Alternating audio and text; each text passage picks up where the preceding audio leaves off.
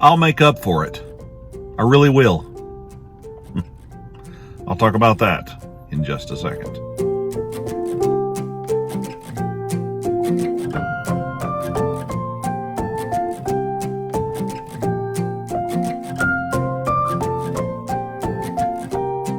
Did you know that a lot of people live their life like they're standing on a scale? Like on one side of the scale, they have all the good stuff they do. And on another side of the scale, they have all the bad stuff they do. And what they're hoping to achieve is some kind of balance.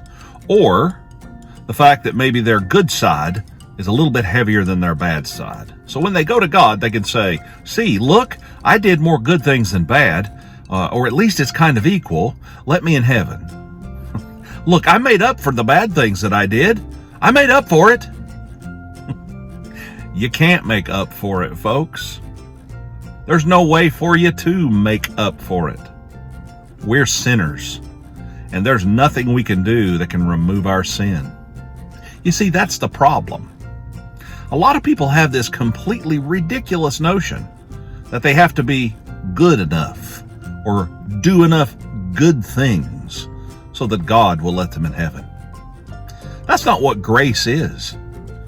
That's a works-based faith. And that's just not what the Bible teaches. It teaches us to come as we are, and that Jesus will cover our sins with his blood.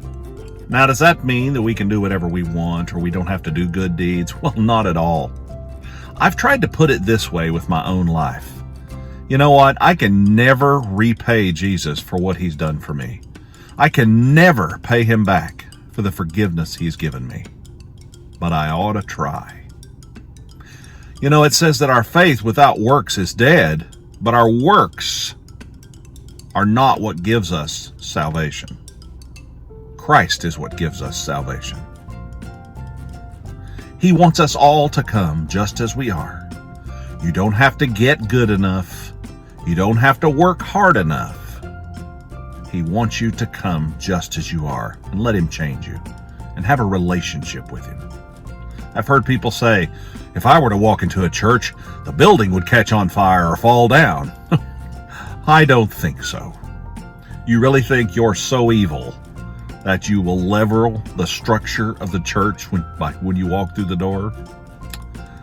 People say that and they're trying to be funny, but the reality is you can't out sin God's forgiveness if you ask him for it.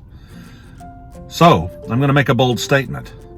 No matter how bad you are, no matter what you've done, no matter how evil you have been, you can be the vilest, most corrupt, sinful, lustful, wicked person. And if you earnestly turn to Christ and ask him to forgive you, you know what he'll do? He'll forgive you, and he will make you a new creature. That's great news. Have a great Friday. Be kind to each other. See you next week.